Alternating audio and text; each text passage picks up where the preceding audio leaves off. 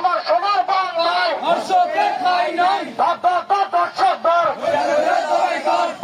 কুড়িগ্রামের ফুলবাড়িতে মাদ্রাসা শিক্ষকের বিরুদ্ধে শিক্ষার্থীকে বলাৎকারের অভিযোগ, এলাকায় তীব্র ক্ষোভ।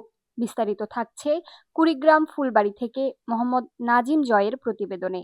কুড়িগ্রামের ফুলবাড়ি উপজেলায় খড়িবাড়ি বাজার সংলগ্ন এস দারুল খাইর মাদ্রাসার এক শিক্ষকের বিরুদ্ধে এক শিক্ষার্থীকে বলাৎকারের অভিযোগ উঠেছে।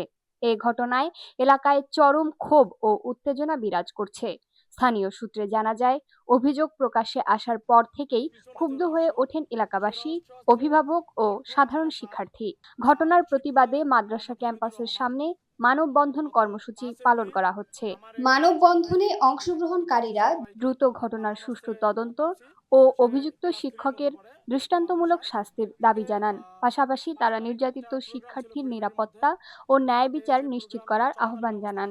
এই বিষয়ে সংশ্লিষ্ট কর্তৃপক্ষের হস্তক্ষেপ কামনা করেছেন স্থানীয়রা। তদন্তের মাধ্যমে সত্য উদ্ঘাটন করে দ্রুত ব্যবস্থা গ্রহণের দাবি জানিয়েছেন তারা। পিছনে যে রহস্য, সে রহস্য হচ্ছে অর্থ মাদ্রাসার শিক্ষক মোহাম্মদ হামিদুর রহমান, প্রতিবেশী ছোট ভাইকে, তার নাম হচ্ছে তাফসির, সে ক্লাস 3-র মধ্যে পড়ে অর্থ মাদ্রাসায়। তাকে 5 তারিখ একটা প্রোগ্রাম ছিল খড়িবাড়ির মধ্যে, তাকে সেই প্রোগ্রাম চলাকালীন অবস্থায় মাঝ বরাবর অবস্থায় তাকে ধরে নিয়ে তারই মাদ্রাসার কিছু শিক্ষার্থী দ্বারা তাকে ধরে নিয়ে আসে এবং তাকে উলঙ্গ করে শারীরিক নির্যাতন করা হয় এবং বলাৎকার করা হয়। তারপর আমার ছোট ভাই তাফসির তার অভিভাবকদের জানায়, তাদের অভিভাবক